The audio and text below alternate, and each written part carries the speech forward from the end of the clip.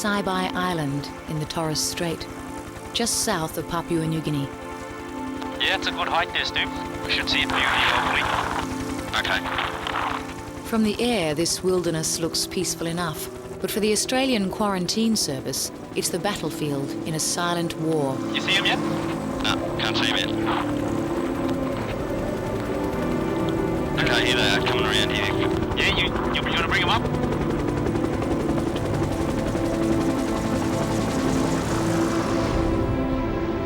I'll load the gun now. Okay, load him up.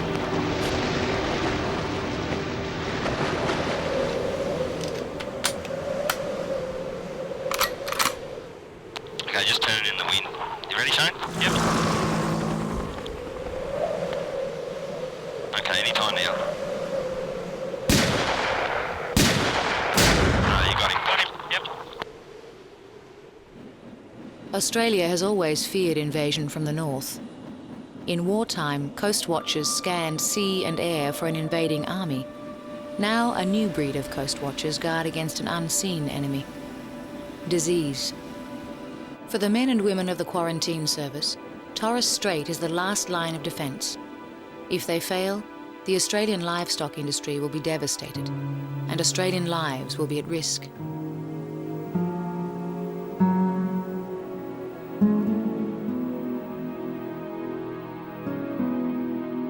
Just 8,000 years ago, a split second in Earth's history, a land bridge connected Australia with Papua New Guinea.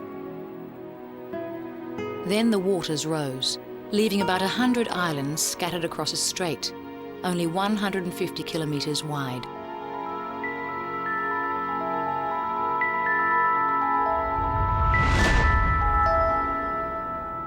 These islands, many of them uninhabited, are like stepping stones, a natural pathway, not just for people and animals, but for hundreds of exotic diseases, many deadly, some incurable. Japanese encephalitis kills thousands every year in Asia. There is a vaccine, but potential side effects limit its use. If the disease crosses Torres Strait, lives could be at risk. But it doesn't end there. Diseases like foot and mouth, screwworm fly and surra could devastate Australian livestock and native animals. These invisible enemies use the seasonal flow of insects, people, animals, and migrating birds to invade new territories.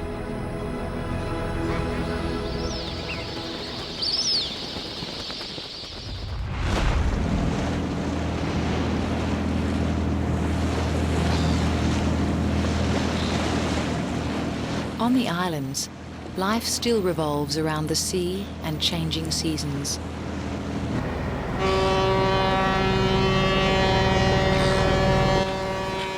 The islanders are a mix of Melanesians, Australian Aboriginals, and descendants of Asian neighbours who came to work or trade generations ago. The outside world is encroaching on one of the last frontiers on Earth. The old inter-island rivalry has gone, except on the football field.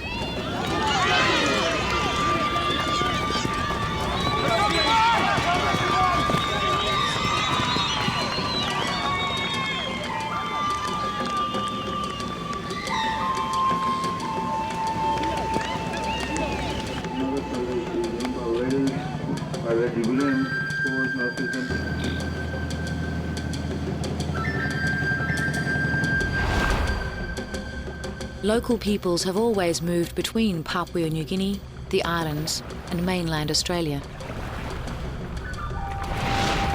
They have an enduring link with the sea, both spiritually and as a source of food.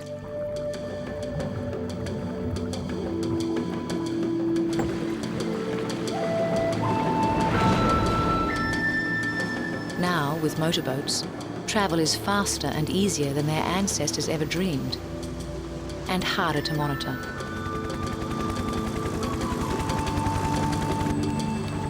Dr. Jonathan Lee is Principal Veterinary Officer with Australian Quarantine. Shane Arbu is Operations Coordinator for the region. He must balance the demands of quarantine laws with the practical needs of islanders in communities scattered across Torres Strait. I think it was fate, really. I think it was meant to be, because in my position here, I have somewhat of an influence over preserving my community, making sure it stays abundant in its beauty and wildlife, making sure that people are protected from pests and diseases coming in. And knowing that you're contributing and working in a team where everybody feels that way is such a motivator.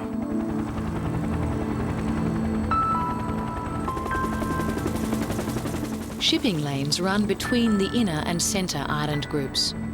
Customs officers patrol these waters in search of drug runners, people smugglers and illegal fishing boats. Quarantine works closely with customs, sharing information and helicopters.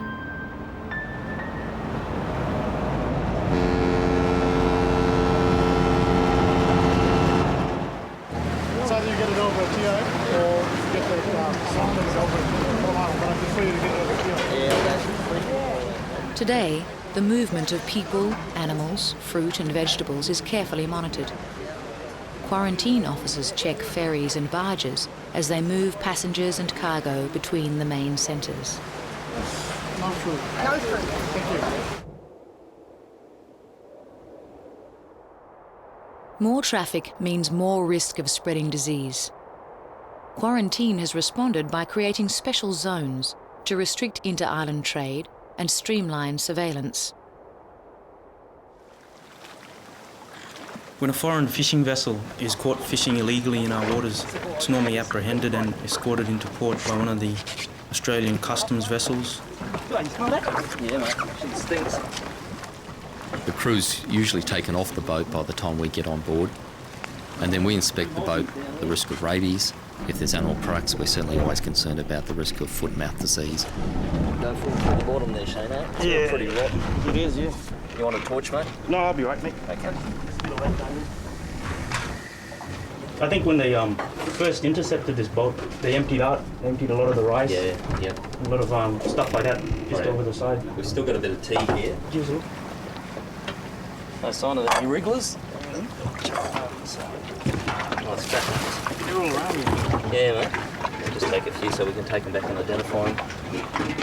Just make sure that they're not screwing by maggots, but...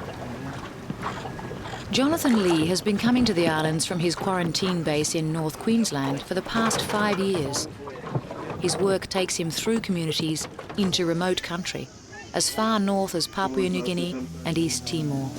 I guess my role as veterinary manager is really rewarding because not only do I get to set up the surveillance programs, but I also get to participate. We do a lot of work on some of the islands that very rarely see other Europeans. And when we get up here, things happen at a slower pace. And I think it's that plus the scenery, just the beauty of the country that I really enjoy.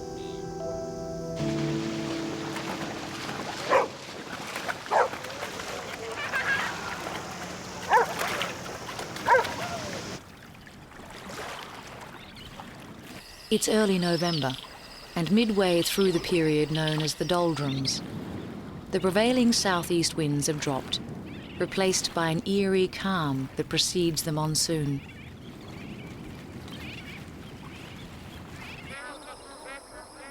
The first magpie geese have begun their annual migration from Papua New Guinea to breeding grounds in northern Australia. Soon, thousands of birds will follow, and the threat of disease will escalate.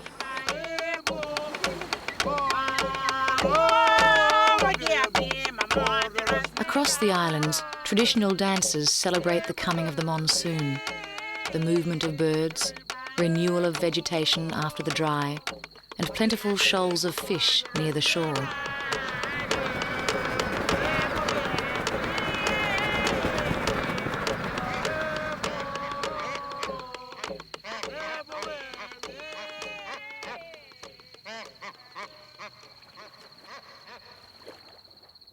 At this time of year, colonies of bent-winged bats are also on the move. The bats, like the insects they feed on, can island hop their way across Torres Strait to the mainland and back again. Researchers suspect they might be hosts in the spread of Japanese encephalitis. In 1995, the disease struck the small community on Papua Island. 3 people were infected, and within 24 hours, a 40-year-old policeman and a teenage boy were in a coma. They died soon after.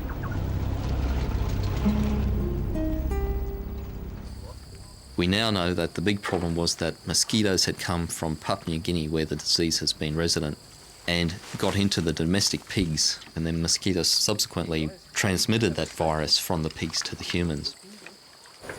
The problem is that Mika's house is just over there and it's very close. So any mosquitoes biting these pigs can easily fly over and bite Mika and his family, and we're really worried about the young children in particular because they're not vaccinated and they're much more susceptible to this disease. Researchers are working on a safe and effective low-dosage vaccine to protect children.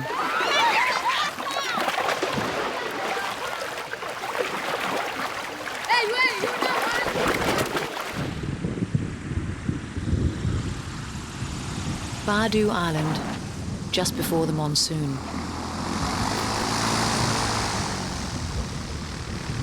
This aircraft is carrying the latest weapon in the fight against Japanese encephalitis. Domestic pigs are a traditional part of island culture. They're also a menace to their owners, as they can harbour disease transmitted by mosquitoes.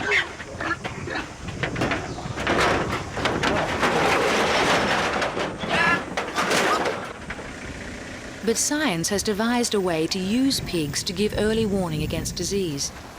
These sentinel pigs are raised on mainland Australia and guaranteed free of infection. Small groups will be placed on Badu and the mainland and tested regularly to see if the virus has reached them. The last of the sentinel pigs are penned near a remote airstrip on Cape York.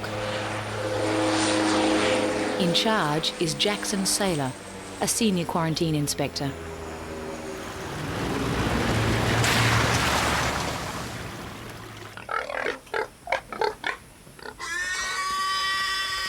Jackson and his colleague Jimmy Bond will test the pigs and care for them through the wet season.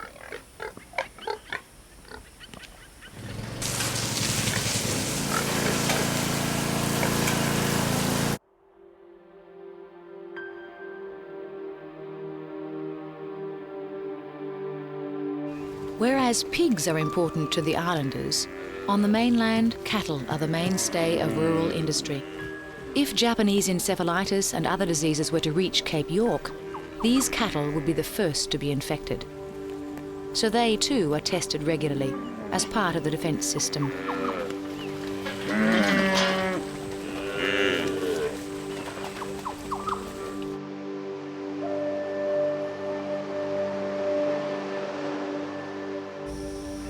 Another line of defence is a stock-proof fence running east-west across the Cape. It's Jackson's job to keep it in good order, to stop animals crossing, so any disease outbreak will be contained in the northern tip. Now this fence is roughly, I'd say about 30 kilometres long. It runs through swamp areas and ridges from Ingenuity Airport through to Muti Heads in the west coast. It's part of our program to maintain that fence.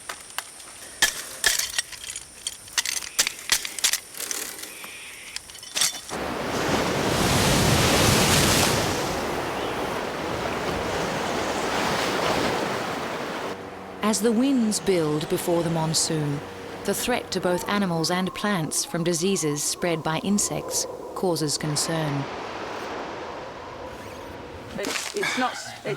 Today it's really still and the trap's just hanging quietly there, but I mean it's not always like this. It can swing about quite violently sometimes. Yep, that's understandable during the monsoon because it does. And we do lose the base of the trap when it bumps on the hits trees. Something, yeah. Judy Grimshaw is an entomologist, an insect detective, who watches for changes in insect movement patterns that could mean disaster for mainland Australia. Part of her job is to keep perhaps the most important beehive on the continent. Like the sentinel pigs, Judy's bees are to provide early warning, in this case warning of Asian bees which carry a parasitic mite that could damage Australia's bee population, affecting pollination of some crops and wrecking honey and horticulture industries. And there's no little hoppers feeding inside the young shoots here. There's some ants, so they've obviously got something down there too. Judy's job brings her into close contact with island communities as she checks for early signs of changes to plants in local gardens. The work that we do really is backing up the quarantine that people usually get when they sort of come off an international flight. You get a little green form to fill in. In this part of the world, people travel around, and insects even can travel around all by themselves on the breeze without filling in any forms. Yeah. And our role is simply to look at plants in people's gardens, looking for any signs of new insect pests, any new weeds, any new diseases on the plants, collecting them, taking them back to the lab in Mariba, identifying them, and then working out if it's a problem. If we think it's a problem, we notify national authorities, and they take it from there. These little beetles are quite a problem on sweet potato, especially in coastal communities, and that's because they can also feed on one of the beach vines. Gotcha. Occasionally we go over to Papua New Guinea, which is very useful. That gives us the chance to see things that haven't made it here yet. In Indonesia, they're bringing millions of people from Java, mainly, and they're bringing new diseases, new plant diseases and new animal diseases and things with them. And from there, it's a hop, step and a jump through into Papua New Guinea, into the Torres Strait Islands. And the Torres Strait Islands, we know, make perfect stepping stones. There's small spaces between them. Some of the insects can actually fly those sorts of distances.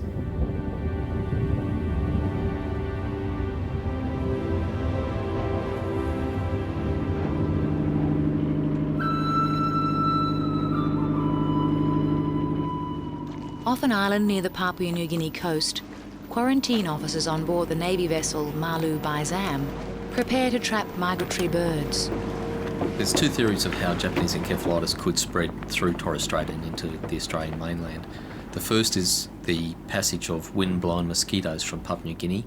The other potential way of coming is with migratory birds, and we know that in Southeast Asia the main bird that carries it is the black-crowned night heron. We have a very similar bird called the rufous night heron that lives all through northern Australia.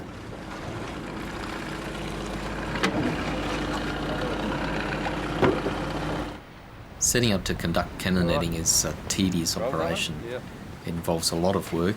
We need to bring the nets in, put them in position, dig the cannon in, put up perimeter nets, and make sure it's all camouflaged.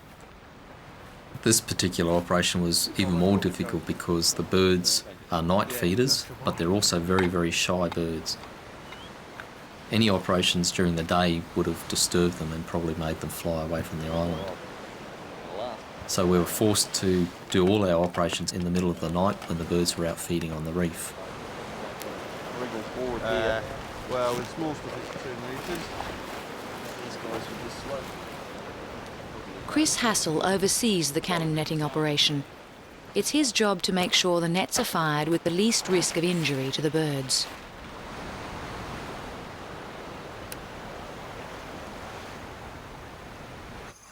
Get firing in about 5 seconds, over.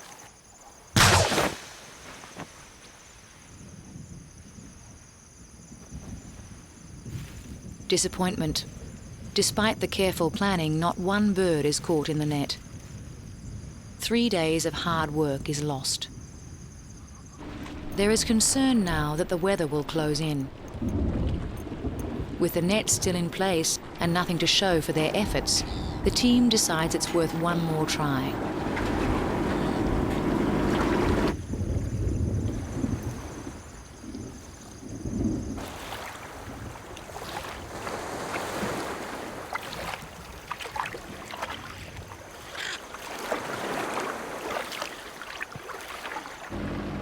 On board the Malu Baizam, the cannons are rearmed for firing the next morning. The aim of cannon netting birds is to capture them unharmed. The rufous night herons are even more difficult than most of the birds we use cannon netting techniques for, in that they're so shy that it's very hard to get them to move in front of the net. unlike waders, which you can actually move along the beach by slowly crawling through the water and pushing them ahead of you. 3, 2, 1, fire!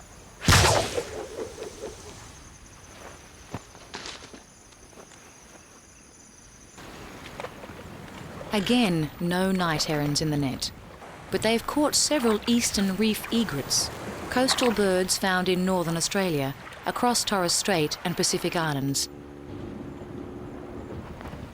They're related to rufous night herons and are suitable for testing to check if they've been exposed to disease. Okay, little guy. The amount I'm taking out won't stress him too much. It's the little waders that you have to be a bit careful with. It's a delicate operation. A small amount of blood is taken from a vein in the bird's wing. Cannon netting isn't cheap. To charter the ship and freight tons of equipment, it will cost around $3,000 for each bird tested.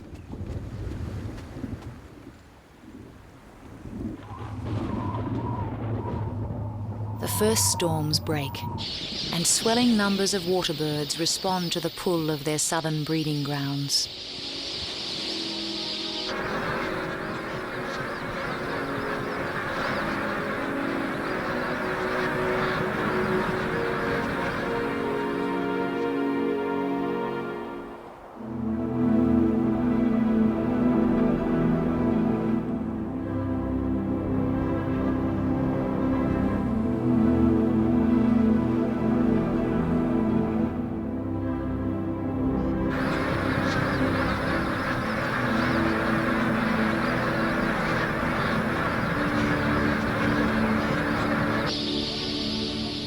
Magpie geese, wandering whistle ducks, herons and egrets flock in the swamps of Cape York to feed and breed, as they have for thousands of years.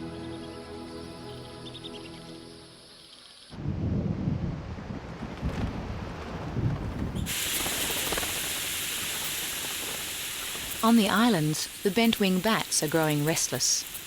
Stirred by increasing numbers of insects riding in on the pre-monsoonal winds, thousands of female bats are set to return to the nursery caves where they were born, to give birth themselves. But where there is the promise of new life, there is also death.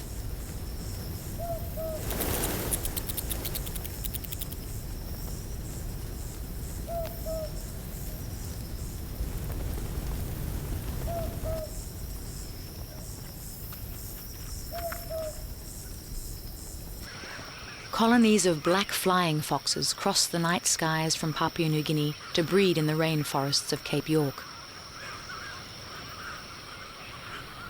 They are known to carry diseases such as lyssavirus and hendra, and researchers suspect they may also harbour other deadly viruses.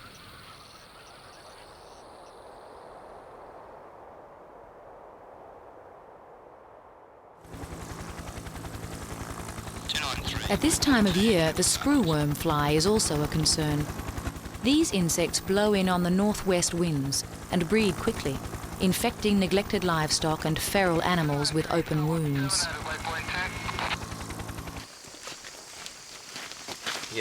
Australia is the only tropical country in the world free of screwworm fly. Traps are set up across the islands and mainland, each one luring hundreds of flies to sticky sheets. Identifying screwworm flies can be difficult. It's hard to tell them apart from other species, and critical that none go undetected. Screwworm fly is different to other blowflies in that it lays its maggots only in wounds on living animals. The maggots burrow down into the wound until the animal becomes sick from septicemia and infection, and in most cases the animal will die from this infection. So the big threat from this disease is that it affects all warm-blooded animals: humans, dogs, cats, horses, cattle, all animals. This fly would cause deaths in young animals, particularly calves where they're struck in the navel, animals that have recently had things like brands, or even things such as fight wounds or scratches from barbed wire fences. The only way that we could control it would be to set up a factory where we could massively breed huge numbers of flies which could then be sterilised and released into the wild. However, the cost to do this would be astronomical.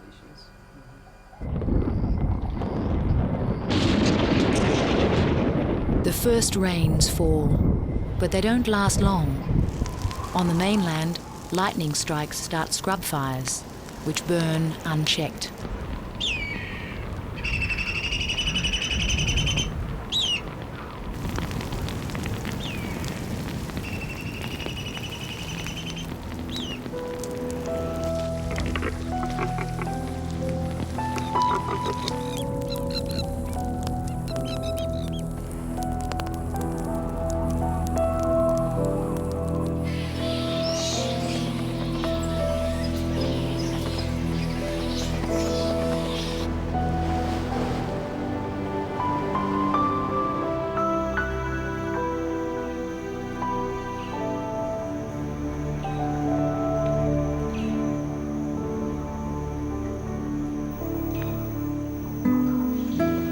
In the swamps, safe from the fires, life goes on.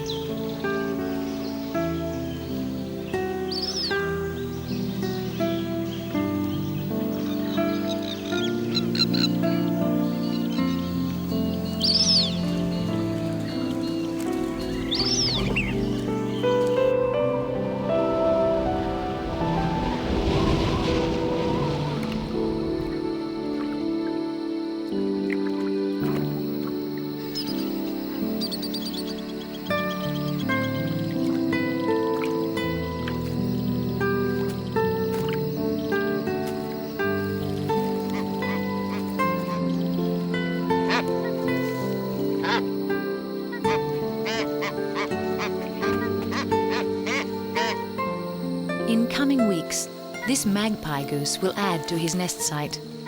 As the wet season begins and the swamps fill, the nest will become an elaborate floating platform.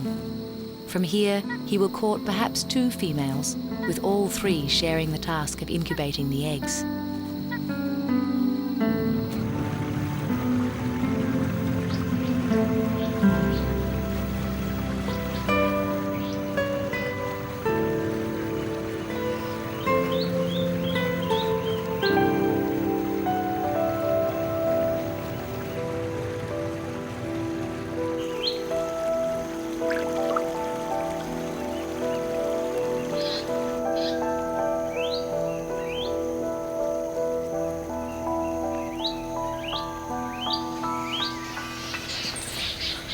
In the rainforest canopy beyond the mangroves, the flying foxes have completed their journey and are foraging for fruit and blossoms.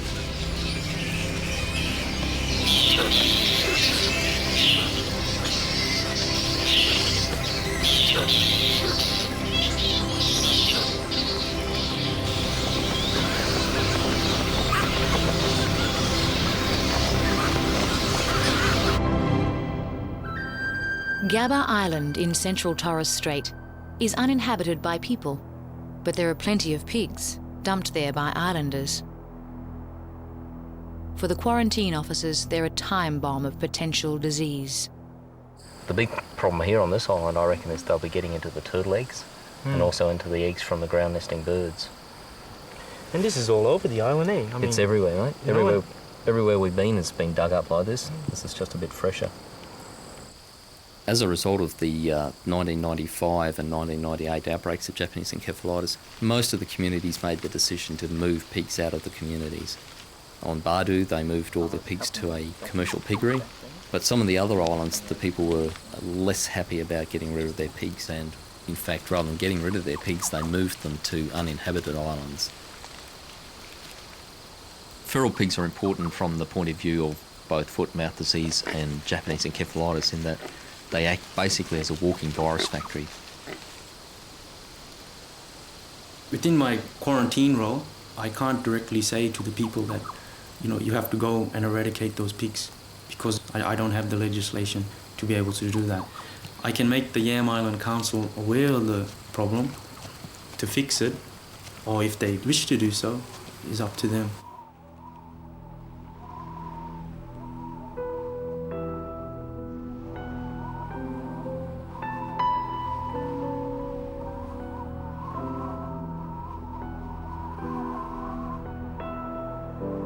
This is where the pigs came from, neighbouring Yam Island. Quarantine must convince the locals the pigs should go.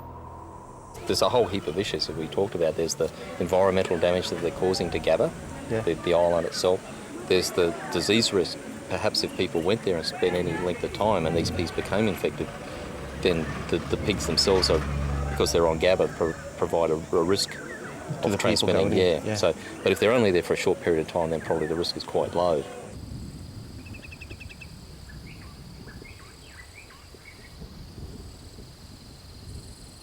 And in the swamps and stagnant water across the islands, millions of mosquitoes are emerging.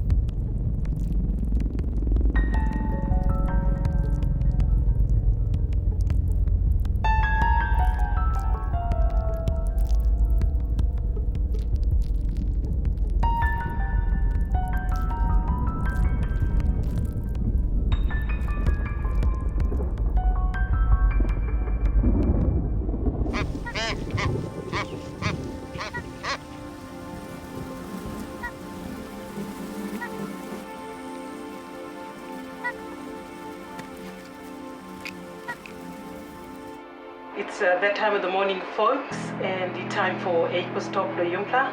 And this morning I got Jackson Sailor from Bamigo Quarantine Service here. Good morning, Jackson. Yes, Dorothy, good morning to you. Just to give you a run through, all them test results for both laboratory been come back negative, and that's a good news because we saw with this kind that the virus is not there. However, as a normal precaution, where health team always say, always take the precaution, long sleeve shirt, make sure you spray yourself and that kind of thing, because it's that time of the year where mosquito breed up because of the wet season, and we need to take precaution against the same Japanese encephalitis virus.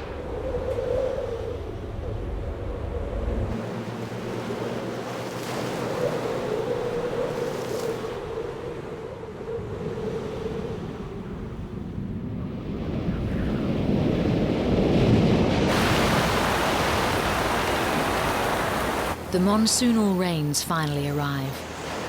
This is the time of most pressure on the islands, their people and wildlife. The time when there is the greatest chance of disease breaking out. The monsoon season is a busy time for us because the weather starts to deteriorate, and we still need to get out and do all our monitoring, all our surveillance activities, even when the weather's bad.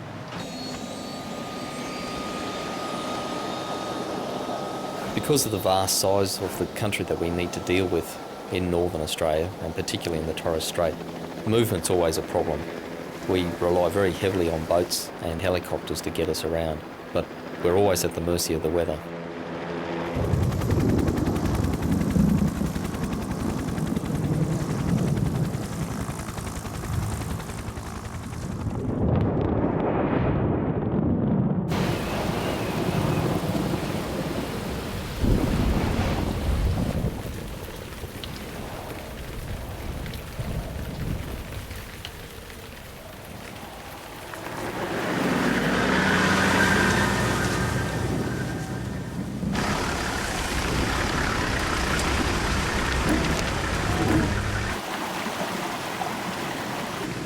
On Cape York, it's now more important than ever to monitor insect traps.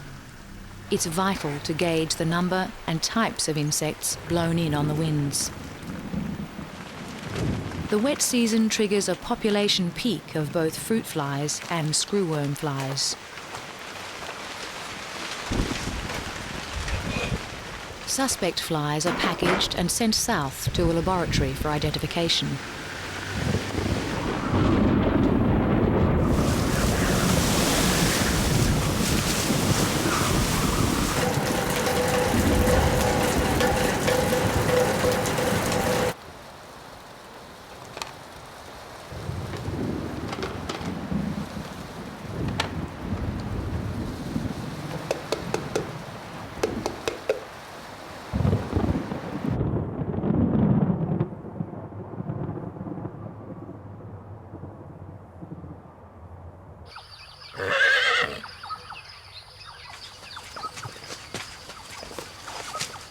Dawn on Cape York Peninsula. Local stockmen head out to muster cattle for blood testing. A sample of animals from select herds are checked monthly by quarantine for signs of disease.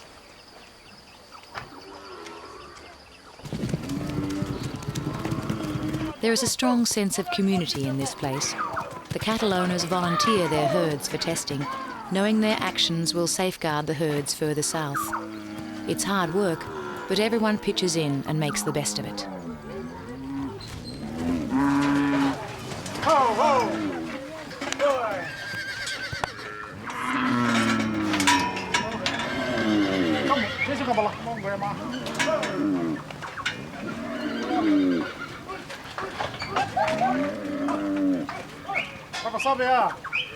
I think if we do have an exotic disease outbreak, especially with a large animal, this is the place here that will detect it. And if it does go through here, then I think we're in big trouble down south. It's been ongoing every year on a monthly basis. And I think it's one of the things that cattle industries south of us don't realize, that these guys up here, even though their stock is only minimum, but it plays a major role in the overall cattle industry of Australia.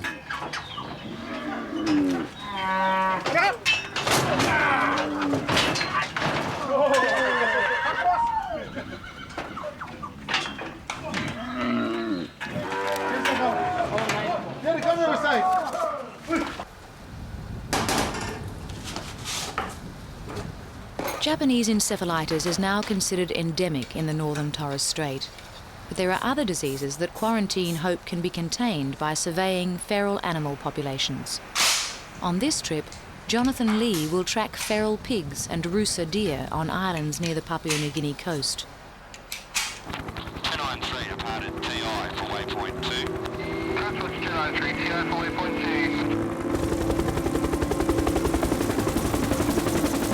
When we conduct surveys of feral animals in the field, the first thing we need to do is actually get the animals, and the only effective way that we can do this is by shooting them from helicopters. Unfortunately, most of the country that we work in is so rugged, there's no way that we could obtain these samples from the ground or through capturing. And we only take as many animals as we need to get a representative sample. About 3 o'clock. About 3 o'clock. Yeah, it's a good height there, Stu. Okay.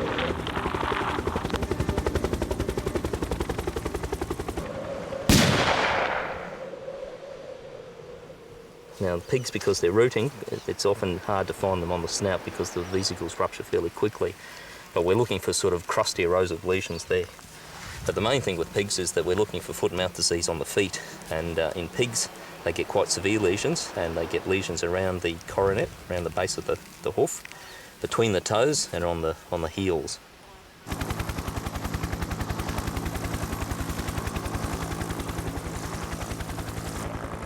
I do it thinking that I don't want these pests and diseases which are up in New Guinea coming down to my islands, to the Torres Strait. A lot of these feral animals here, we hunt them for food. You know, like there's a scientific value here where we're sampling it, but the value to us is that food source. The reason that we target the rusa deer in these islands is because they're the only large mammal in this area. And because of this, they're potential hosts for a whole range of exotic diseases. And these include things such as surra, Japanese encephalitis, blue tongue, screwworm fly and foot-mouth disease. We're not sure why the rusa deer have swum over to these islands, but because of the human populations on Papua New Guinea, there's probably been quite severe hunting pressure, and this may have pushed the deer into the water and they may have swum to the islands. Alternatively, there may have been competition between the stags for breeding territories, and the unlucky ones may have had to swim away.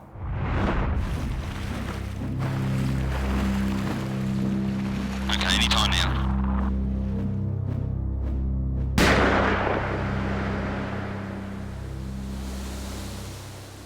I feel really sorry for that animal. You know, I go, I do my job, I help the vet do his autopsy, but I feel really sorry for that animal.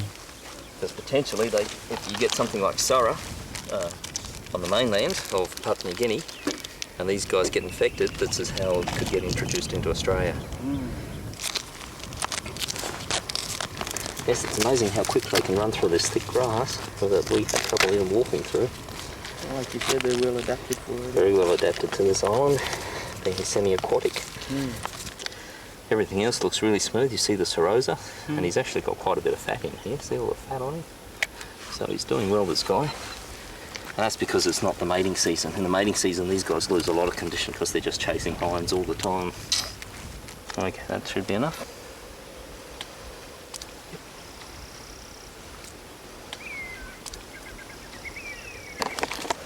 Put that back in there. Keep it cold.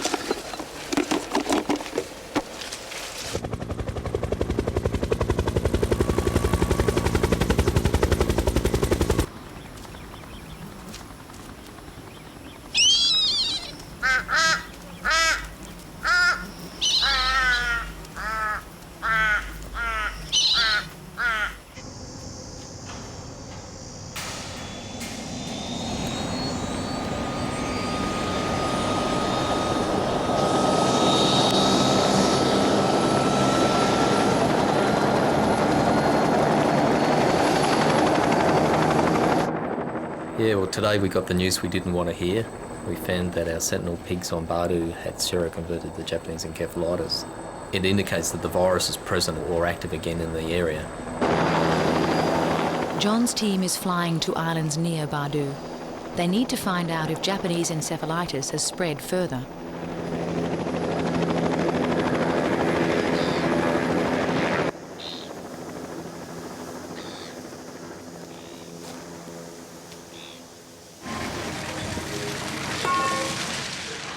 All of these communities traditionally have had pigs very close to the housing and in very muddy, swampy conditions where mosquitoes are able to reproduce very rapidly. At this time of year, the northwest wind is very strong and potentially could bring the mosquitoes from Papua New Guinea all the way through the Torres Straits and even as far as the Australian mainland. Jeez. Use the aero guard in here, mate. Nothing.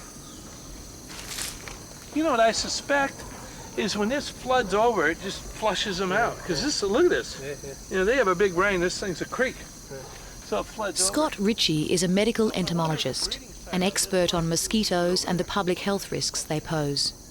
He played a big part in controlling the outbreak of Japanese encephalitis on Badu Island in 1995. If these tests reveal a fresh outbreak, he'll be in the front line again. In quarantine terms, this is a classic example of how to spread disease. Thanks, Pete. I needed that.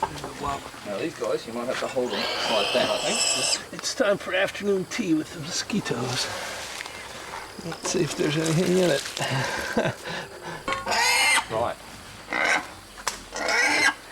Well done. Now. Well, heaven forbid.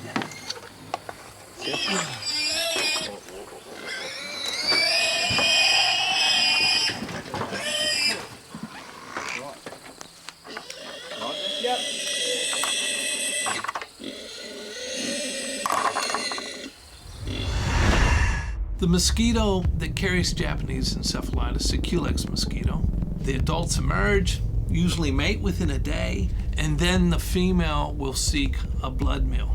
The host for JE virus, which the mosquito picks it up from, is usually a pig, although birds are involved too. She will become infected in about 8 or 10 days after she takes a blood meal. So she's got to survive for some length of time before she's able to transmit the virus. But if she does survive, it's little more than a short hop to the next island. And around 85 kilometres from there to the mainland.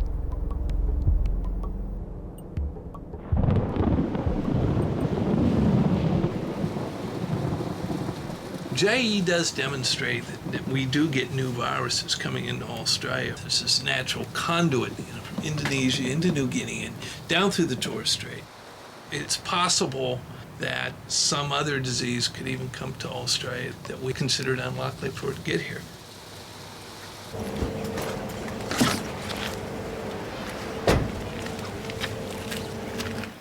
Across the islands, mosquito larvae are taken from stagnant water left after the rains.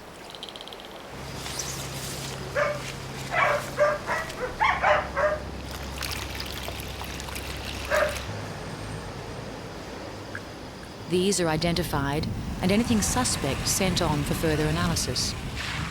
During her short life, a female mosquito will produce around 600 of these wrigglers.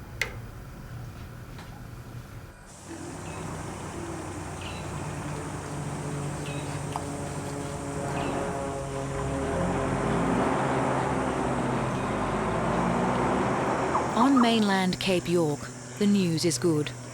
Blood tests from the sentinel pigs are negative for Japanese encephalitis. This means the disease did not spread beyond Badu Island, this time. The fact is, the disease is now an annual risk in the Torres Strait, and chances of it appearing on the mainland are stronger than ever.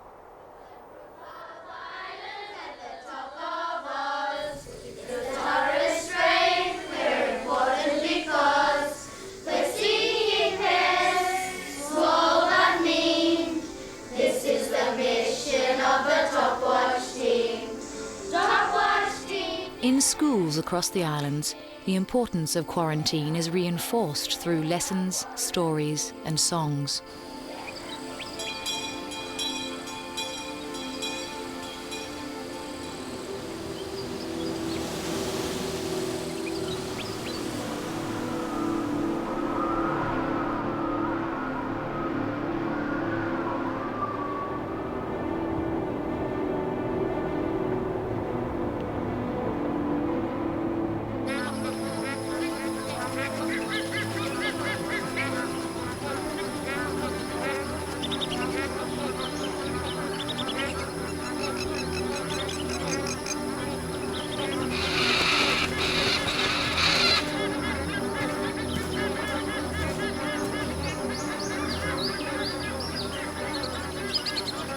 In the swamps, a new generation of birds is growing fast.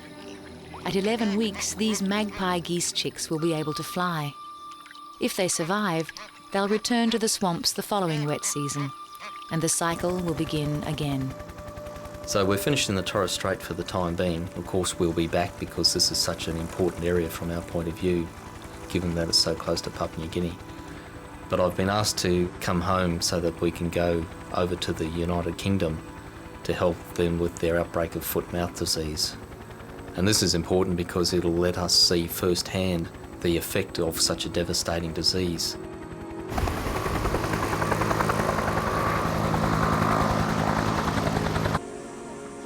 I've lived all my life in the Torres Strait. I've been through hard times with the people.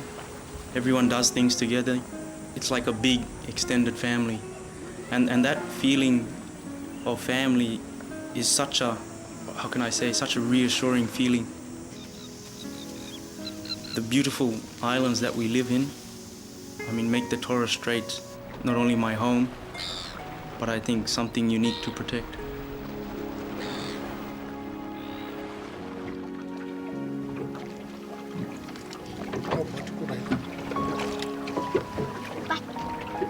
One island.